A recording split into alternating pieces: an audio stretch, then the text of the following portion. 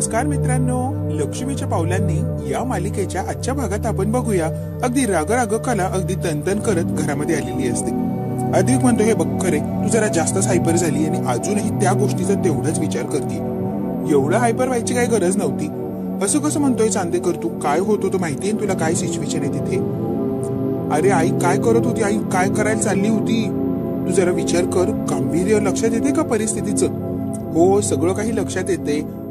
हळू व्यवस्थित सुद्धा सगळं काही मॅनेज होतं आणि हँडल करता येतं. तक करून रागराग करून प्रत्येक वेळेला मॅनेज करता येत नाही खरे. अरे वेळेत नसतो गेलो, अगदी 1-2 मिनिटं जरी उशीर झाला असता तर आई लग्न करून मोकळी झाली असती. तुला कळतंय का तू काय बोलतोयस? आणि मग सगळ्या गोष्टी आवरायला अवघड गेल्या असत्या. मुळात हा तिढा सोडवायलाच कठीण झाला असता. आणि तू म्हणतोय की उगाच का तक करते आणि हायपर होतीये? काय तुला कळतंय का चांदेकर तू काय बोलतोस? यांची ही चर्चा चाललेली असते तेवढ्यात काय सोहम येतो. काय म्हटलीस? काजलचं लग्न मोडलं? आता अद्विक आणि कला सोहमकडे बघणार आणि काहीतरी उत्तर देणार. तेवढ्यात रजनीही आलेली असते, आबाही आलेले असतात. अरे अद्विक काय झालंय, जरा सविस्तर सांगशील का? अरे आम्हाला स्पष्ट सांग, नेमकी तिथे काय घडलंय? हो आजोबा, पण खरे सांगायला लागलेली असते. चांदेकर म्हणतो, आबा प्लीज, ती जरा पॅनिक झालीये, ती जरा सावरली की मी खाली येतो आणि मग तुम्हाला सविस्तर सगळं काही सांगतो. आता सध्या तिला मी आराम करायला वर घेऊन जातो. आबा म्हणतात, हो जा, तिला आराम करायला जरा वेळ मिळू दे. आणि दोघेही आता वर निघून गेलेले असतात. काही सांगायच्या आधीच अद्विक कलाला वर घेऊन जातो. रजनी म्हणते, काहीही झालं तरी त्या काजलचं लग्न झालं असतं ना तर एकदाच बरं झालं असतं. आम्ही तरी मोकळे झालो असतो रोजच्या या कटकरीतून, भांडणातून, वादातून. का तिचं लग्न झालं नाही देवालाच माहिती.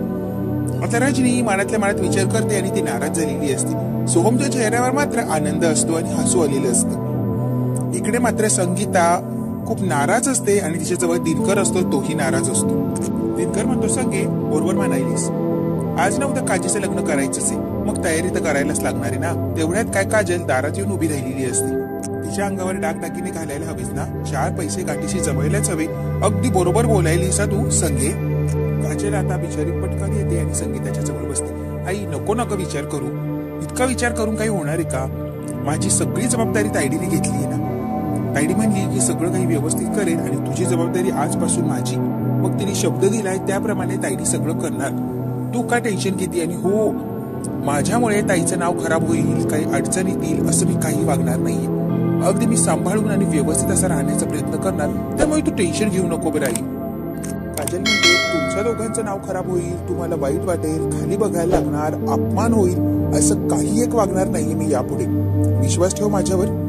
काजल आता संगीताच्या हातात घेते आणि म्हणते, तुला वचन देते, इथून पुढे प्रत्येक पाऊल अगदी सांभाळून टाकेल. तुला आणि बाबांना काही एक त्रास होणार नाही असंच मी वागेन. प्रत्येक पाऊल सांभाळून टाकलं की काही चूक होणारच नाही आणि विचार करून वागायचाही प्रयत्न करणार. तू आधी विचार करायचा, डोक्याचे विचार चालली ना ते थांबव बरं. विचार करून अगदी वेडी होशील. आई प्लीज माझ्याशी काहीतरी बोल आणि विचार करायचा आधी थांबव बरं. हे सगळ्याचा त्रास होईल, तू विचार करायचा थांबव ना प्लीज. संगीताने काजलला जवळ घेतलेलं असतं आणि प्रेमाने अगदी तिला मिठी मारलेली असते. ही सुद्धा तेवढीच अगदी बिलकते आपल्या आईला. दिनकरच्या डोळ्यात मात्र आता पाणी आलेलं असतं या दोघींचाही इमोशनल ड्रामा बघून. आय एम रिअली सॉरी, मी आता काहीही त्रास देणार नाही. तुला त्रास होईल ना असं मी मुळात वागणारच नाहीये. अद्विक आता कलाला वर घेऊन येतो आणि रिलॅक्स असं तिला बसायला लागतो. शांत बस बरोबर. पाणी आणलेलं असतं आणि पाणी तिला देतो. नको विचार करू, कुठच्या गोष्टीचं अगदी शांत डोकं ठेव.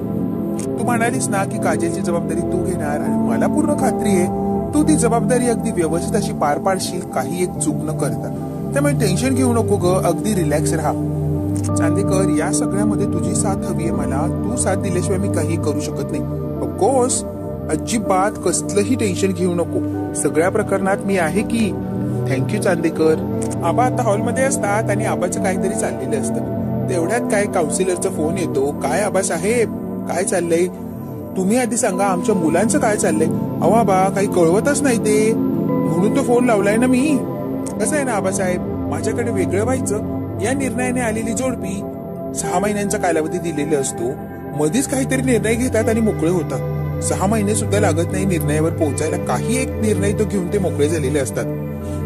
तुमचं जोडपं त्यांचा कालावधी संपला तरीही कुठचा निर्णय वगैरे काही घेतला नाही आणि काही सांगायला बोलायला तयारच नाही हो. म्हणून त्यांच्या आधी मलाच टेन्शन आलंय. असं काय झालंय हे पहिल्यांदीच. काही निर्णय द्यायला हवाय ना त्यांनी. आबासाहेब तुम्हाला कसं वाटतंय? असं तर वाशीकर साहेब तुम्ही अजिबात काळजी करू नका. मी बघतोय ना काय ते आणि काय करायचं ते. तुम्ही काय बघणार आता? हो हो हो आबासाहेब खरं तर तुम्हीच बघणार. बघा आणि काय ते मला सांगा बरं फोन करून. आबासाहेब तुम्ही काम करता का? त्यांना धक्का द्या धक्का.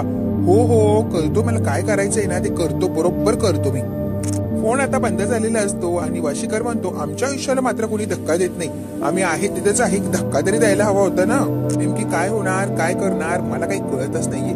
इकडे आता आबा सुवर्णाला आवाज द्यायला लागलेले असतात. सुवर्णा आता घाईघाईने आलेली असते. अद्विक आणि कला तुम्हाला लवकर आबांनी बोलवले खाली. अगदी घाईघाईने. काय झालंय सुवर्णा? मला काय माहित नाही पण तुम्हाला बोलवायला लावलंय आणि म्हणून तुम्हाला बोलवायला आलीये मी. काय झालं असेल आबाला चिडायला? कला म्हणते अरे खाली जाऊन बघू त्याच्याशिवाय कसं कळणार आहे.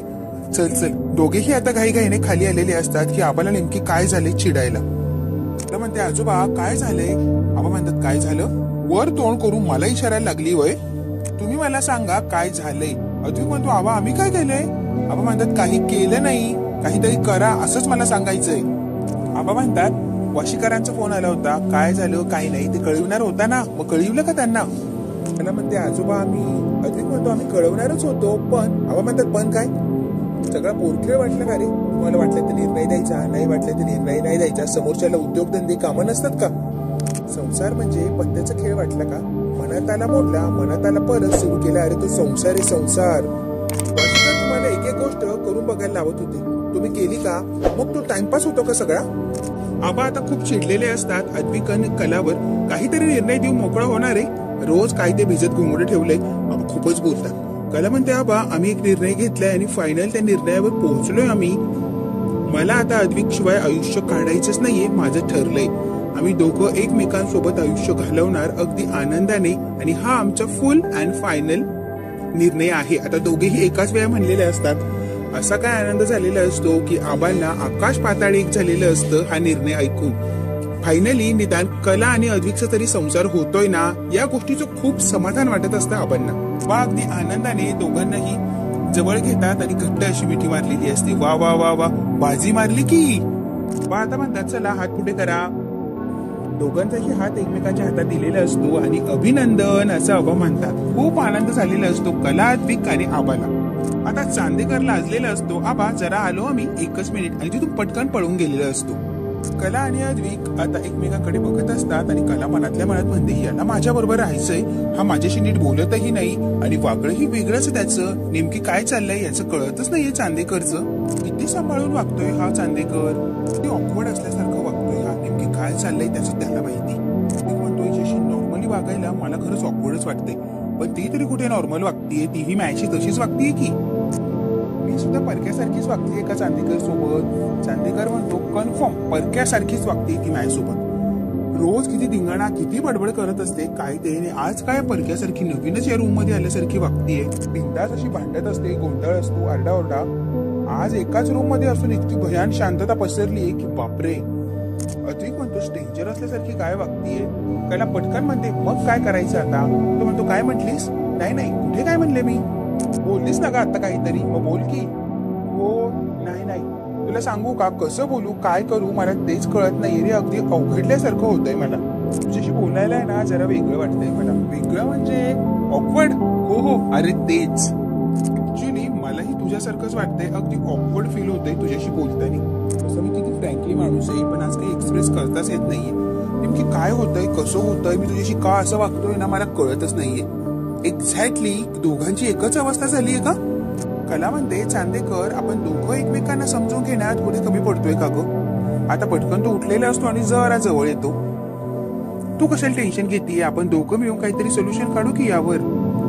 प्रत्येक गोष्टीला सोल्युशन असतं फक्त शांत डोक्याने ते विचार करून काढायचं असतं. टेन्शन घेऊ नको बरं तू. पण ते कसं काढणार आहे सोल्युशन? अरे आपण दोघं एकमेकांना ऑकवर्ड वाटणार नाही असं वागूया की. आता ती हसायला लागलेली असते. दोघंही म्हणतात चालेल आणि चेहऱ्यावर हसू आलेलं असतं. एकमेकांना टाळी देतात आणि गुड नाईट असं म्हणतात. कला आणि अद्विक दोघंही आता झोपण्याचा प्रयत्न करत असतात. कलाला आता त्याच्याबरोबर घातलेले आनंदाचे क्षण आठवायला लागलेले असतात. डिवोर्स पेपर फाडले दोघं कसे जवळ आले ते सगळं काही कलाला आठवत असतं आणि चेहऱ्यावर गोड असं हसू असतं. दोघांनाही काय होतं कळत नसतं. एकमेकांकडे परत उठून बघतात आणि गुड नाईट असं करतात. झोप मात्र कुणाला येत नसते. मनात वेगवेगळे विचार हे चालायला लागलेले असतात. कला आता उठते आणि पटकन म्हणते, चांदेकर. तो एका मिनिटात उठतो. काय? त्या दिवशी मला झोप येत नव्हती, तू माझ्याजवळ झोपला, तुझा हात पकडून मी झोपली होती. त्या दिवशीपासून दोघांमध्ये ऑकवर्डनेस आलाय का? खरं सांग. नाही ग, असं काही नाहीये. तेव्हापासून नाही, पण एक्झॅक्टली कधीपासून ते माझ्या लक्षात येत नाहीये. पण ऑकवर्डनेस आलाय हे मात्र नक्की. तू मला सांग बरं, तुझ्या डोक्यात खूप विचार चाललेले असतील, खूप टेन्शन असेल, तेव्हा तू काय करतो? लगेच झोप लागते का तुला? नाही ग, कसली लगेच झोप लागतेय? मलाही तुझ्यासारखं होतं, अजिबात चटकन झोप लागत नाही. पण तुला माहितीये का, एखादी आवडीची, हक्काची, आपली हवी अशी व्यक्ती जर माझ्याजवळ झोपली तर मला चटकन झोप लागते बघ. व्हायचं का असं, परीक्षेचं टेन्शन असलं की मला सुद्धा असंच व्हायचं. अरे चांदेकर, तुला आठवतंय का, त्या दिवशी मला झोप लागत नव्हती, तुझा हात पकडून मी झोपली आणि चटकन झोप लागली की मला. त्या दिवशी तुझा हात हातात घेतला आणि मला अशी चटकन झोप लागली. माहितीये का का? कारण माझ्या आवडीच्या, हक्काच्या आणि विश्वासाच्या माणसाला जवळ घेऊन झोपली होती ना, म्हणून अगदी बिनधास्त अशी झोप लागली बघ. आता अद्विक कलाकडे बघत असतो आणि कला अद्विककडे बघून हसत असते. अद्विक म्हणतो, आजकाल जरा जास्तच कौतुक करायला लागली का गं माझं? मी जेव्हा एकटा असतो, आजारी असतो, हॉस्पिटलमध्ये होतो, तेव्हा माझ्या बाजूला बसलेली होती ना, तेव्हा मात्र मला खूप शांत अशी झोप लागायची, कारण तू माझ्या जवळ असायची ना म्हणून. दोघंही छान अशा गप्पा मारत असतात, ऑकवर्डनेस कमी करण्याचा प्रयत्न करतात, एकमेकांकडे बघतात, एकमेकांना काय वाटतंय ते सगळं काही सांगत असतात. छान त्यांच्यामध्ये बॉन्ड निर्माण होत असतो. लाजतही असतात, हसतही असतात आणि गप्पा मारून एकमेकांना काय वाटतं एकमेकांविषयी ते सांगण्याचा प्रयत्न करत असतात. हळूहळू त्यांच्या नात्यामध्ये छान असे बदल व्हायला लागलेले असतात आणि पॉझिटिव्ह असा विचार करून दोघं एकत्र येण्याचा प्रयत्न करत असतात. अधिक म्हणतो, ठीक आहे, गुड नाईट, भेटू उद्या, आणि दोघंही झोपण्याचा प्रयत्न करतात. झोप काय लागत नसते. कला झोपायचा प्रयत्न करते, परत अद्विकला चोरून बघायला उठलेलीच असते. कला आता उठते आणि अद्विकला म्हणते, तू माझ्याजवळ येऊन झोपला तरी चालणार आहे, येऊन झोप माझ्याजवळ. कसं आहे ना, अवघड प्रसंगाला सामोरं जायचंय, अगदी हिमतीने लढायचंय म्हणल्यावर झोप तर शांत लागली पाहिजे ना. तू माझ्या बाजूला असला किंवा मी तुझ्या बाजूला असले की शांत अशी झोप लागणार एकमेकांना. आता लाजत असते आणि अद्विकला तिच्याजवळ झोपायला बोलवत असते. एकत्र असणं खूप गरजेचं आहे रे. अद्विक येतो आणि कलाच्या बाजूला झोपतो. कला खूप आनंद झालेला असतो आणि अद्विकला सुद्धा. दोघेही एकमेकांकडे एकटक असे बघत असतात आणि चेहऱ्यावर खूप असा आनंद असतो. कला आता झोपण्याचा प्रयत्न करत असते. अद्विक हळूच तिचा हात पकडण्याचा प्रयत्न करतो. ती पटकन डोळे उघडते, हा हात परत माघारी घेतो. अद्विक म्हणतो, आज मी तुझा हात धरून झोपलं तर चालेल का? कला आता हसायला लागलेली असते. कला आता अद्विकचा हात पकडतो. अद्विक आता कलाचा हात पकडतो आणि स्वतः जवळ घेऊन झोपलेला असतो. कला म्हणते, काय होतंय असं? आज याने माझा हात पकडलाय, काहीतरी वेगळंच व्हायला लागलंय मला. अद्विक म्हणतो, हिचा हात धरल्यावर जरा बरं वाटतंय, आय मीन शांत वाटतंय मला. हा जो ऑकवर्डनेस आहे ना, तो कमी झाला पाहिजे, म्हणजे सगळं काही छान होणार. नातं मनासारखं जपता येईल ना मला. आता कलाच्याही मनात तेच चाललेलं असतं, नातं मनासारखं जपायचंय. नातं मनासारखं जपायचं म्हणजेच प्रेम का? कला म्हणते, बापरे, म्हणजे मला चांदेकरवर प्रेम बिम झालं की काय? कला म्हणते, म्हणजे आम्ही एकमेकांच्या प्रेमात पडलो आणि तोंडाला हात लावलेला असतो, कारण तिला आश्चर्य वाटतं. दुसऱ्या दिवशी सकाळी सकाळी फ्रेश आणि खूप आनंदी असतो अद्विक आणि छान असा तयार झालेला असतो. कलाही तिथेच असते आणि चोरून चोरून अद्विकला बघत असते. अद्विक आता त्याचा रुमाल शोधत असतो. कला पटकन कपाटातून रुमाल घेते आणि त्याला देते. अद्विक कलाला म्हणतो, जाऊन येतो मग वाशीकर सरांकडे, त्यांना सांगतो की आपली फाईल क्लोज करा. चालेल ना ग तुला? हो, हे काय विचारणं झालंय का? काय विचारतोय आता? तू लाजतेस? ए चल, मी काय लाजत बिजत नाही. अरे तू किती खुश दिसतोय ते बघ की. माझं लाजणं दिसतंय आणि तू किती खुश आहे, तुझ्या चेहऱ्यावर काय आनंद आहे तो बघ की.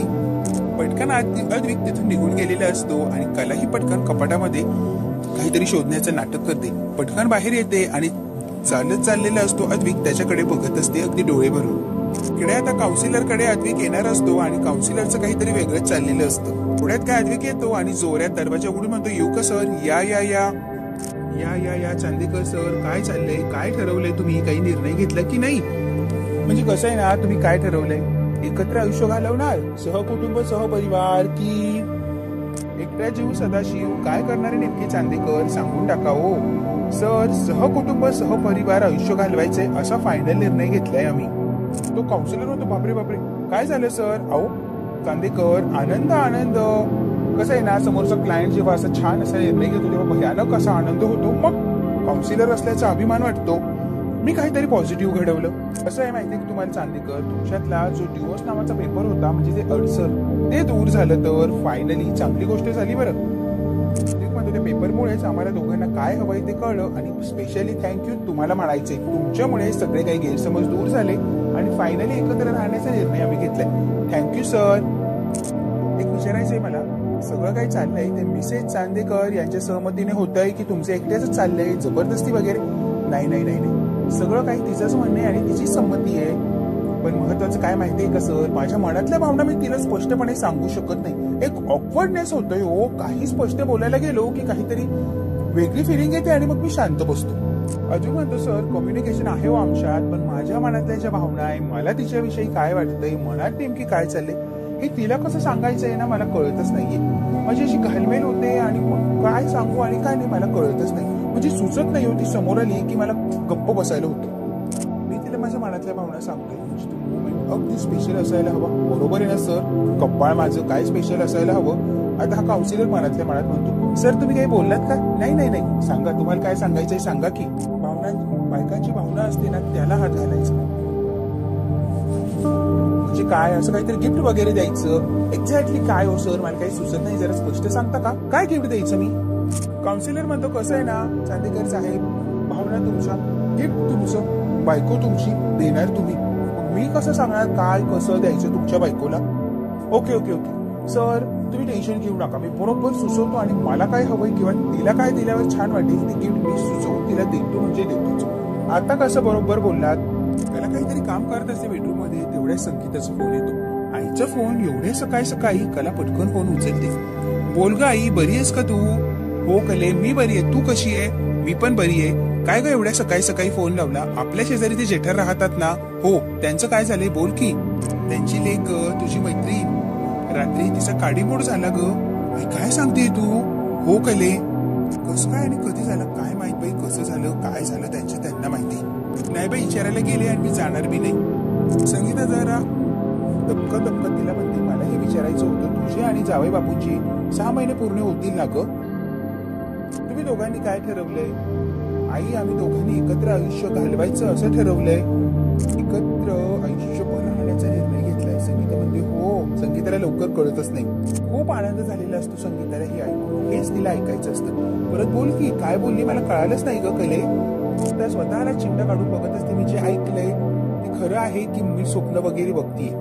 त्याला म्हणते अगं हो आई, तू ऐकलंय ना, अगदी बरोबर आहे. चांदेकरने आणि मी आयुष्यभर एकत्र राहण्याचा निर्णय घेतलाय. दोघांना एकमेकांशिवाय करमणार नाही किंवा आम्ही राहू शकत नाही. त्यामुळे काहीही झालं, कसंही झालं, आम्हाला दोघांना एकत्र असं आयुष्य काढायचं, तेही आनंदात आणि सुखी संसार करण्याचा आम्ही नक्कीच प्रयत्न करणार. संगीताला काय तो आनंद झालेला असतो, बिचारीचा आनंद अगदी गगनात मावत नसतो. कला आणि अद्विकचा संसार व्यवस्थित व्हावा यासाठी धडपड करत असते. रात्रंदिवस तिला यांचीच काळजी लागलेली असते. खूप आनंद झालेला असतो. तुझ्या तोंडात पेढ, लाडू, गूळ, साखर सगळे गोड पदार्थ जगातले पडावेत. काय निरोप दिला, काय बातमी दिली गोड मला. बरं, सगळं काही छान झालंय आणि निर्णय सुद्धा खूप छान घेतलाय. कसं आहे ना कला, आता हे जावई बापूंना अगदी स्पष्ट सांगून टाकू, वरवरच सांगू नको. स्पष्ट आणि ठामपणे तुला काय वाटतंय ना जावई बापूंविषयी ते सांगूनच टाक. बरं आई, अगं तेच करायचं, पण त्याला सांगू कशी आणि ठामपणे स्पष्ट सांगू तर नेमकी करू तरी काय मी? म्हणते हाय का आता कला, जावई बापूंना काय सांगायचं, काय बोलायचं किंवा त्यांच्याशी काय तुला गिफ्ट वगैरे द्यायचं, कसा संवाद साधायचा हे पण मी सांगू? असं कसं ग कला, तुझं तू ठरव की. जावई बापूंना तुमच्यामध्ये काय ते सरप्राईज म्हणतात, काय द्यायचंय ते दे, गिफ्ट बिपट दे, सगळंच कसं मी सांगू ग? तुझं तू ठरव की. बरं आई, माझं मी ठरवते. फोन आता ठेवलेला असतो. संगीताला कमालीचा आनंद झालेला असतो. अगदी काय करू आणि काय नाही अशी तिची अवस्था झालेली असते. तिला काजलचं टेन्शन असतं, त्या टेन्शन मध्येच यांचेही 6 महिने पूर्ण झालेले असतात. संगीताला आता टेन्शन आलेलं असतो. 2 मुलींचा विचार मी काय करू? एका मुलीचा विचार फुल आणि फायनल लागलेला असतो. कलाने निर्णय दिलेला असतो की मला अद्विक बरोबरच पूर्ण आयुष्य घालवायचे आणि सुखाने संसार करून दाखवायचा. फोन बंद झाल्या लगेच संगीता म्हणते, अंबाबाई तूच पावली ग. तू आशीर्वाद दिलाय माझ्या लेक जावायला, म्हणून त्यांनी योग्य तो निर्णय घेतलाय आणि संसार करायचा अशा या विचारावरती येऊन थांबले. अंबाबाई तुझीच कृपा ग सगळी. हात जोडून ते अंबाबाईचे आभार मानत असते आणि तिची आनंदाने असे हात जोडून विनंतीही करत असते की असा सुखाने संसार होते माझे लेक जावयाचा. संगीताला बिचारीला खूप असा आनंद झालेला असतो, कारण कला आणि अद्विक यांच्याविषयी वेगळंच काही तिला वाटत असतं आणि कला खूप समजून घेत असते नेहमी संगीताला. तिकडे आता कला सुद्धा विचार करायला लागलेली असते की स्पेशल मी काय करू, चांदेकर साठी नेमकी मी काय करू. हिलाही प्रश्न पडलेला असतो, काहीतरी करायला लागणार, पण आता मी करू तरी काय तिला सुचतच नसतं. कला असं सोफ्यावर बसलेली असते, काय करू याच्यासाठी, काय करू काय करू काय करू. अगदी बारीक असा विचार करायला लागलेली असते. तेवढ्यात काय तिला काहीतरी सुचतं. आयडिया सुचली की ही गोष्ट आणि मी ही गोष्ट करणार, याच्याने चांदेकरला नक्कीच आनंद होणार. इकडे आता चांदेकर सुद्धा विचार करत असतो की कलासाठी नेमकी काय करायचं, त्याच्याने तिला आनंद मिळणार आणि त्याशी संवाद साधता येणार किंवा ऑकवर्डनेस मला कमी होईल असं वाटेल. आता अद्विक आणि कला दोघेही विचार करत असतात, काही झालं तरी तिला सरप्राईज द्यायचं आणि ती म्हणत असते काही झालं तरी त्याला सरप्राईज द्यायचं. दोघांचाही एकमेकांना ऑकवर्डनेस कमी करण्यासाठी धडपड चाललेली असते. कसं काय करायचं यावर त्यांचा विचार चाललेला असतो. आता गिफ्ट जरी द्यायचं तर कोणतं द्यायचं यावर त्यांचा विचार चाललेला असतो. आता बघूया एकमेकांसाठी गिफ्ट काय देतात आणि कसं काय करतात. मित्रांनो, हा भाग इथेच संपला. पुढच्या भागात काय होणार आहे अगदी आपण थोडक्यात बघूया. इकडे आता रोहिणी आणि राहुल विचार करत असतात, इतक्या सहजासहजी काय त्या प्रॉपर्टी पेपरवर सगळ्यांच्या सह्या मिळणार नाही. आपल्याला काहीतरी वेगळा विचार करायला लागणार आणि वेगळा प्लॅनिंग करून मग त्या प्रॉपर्टी पेपरवर सह्या घ्यायला लागणार. सहजासहजी राहुल आपल्याला काही एक मिळणार नाहीये. हो ग मामा, माहितीये मला, त्याच्यासाठी काहीतरी प्रयत्न तर नक्कीच करायला लागणार. इकडे आता कलाही काही घाईने बाहेर चाललेली असे.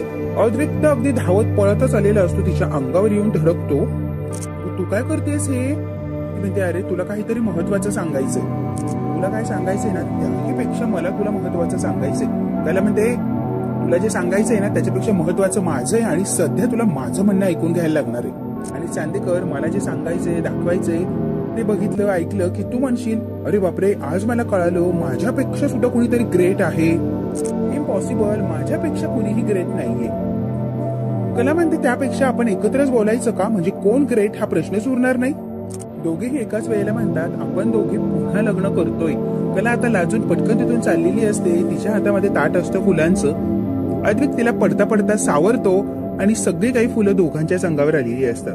दोघं आता एकमेकांना सावरत असतात आणि एकमेकांकडे बघण्यात अगदी मग्न झालेली असतात. आता बघूया दोघांनी जो निर्णय घेतलाय तो कसा आणि काय ते सक्सेस करतात आणि सगळ्यांना तो निर्णय आवडणार का.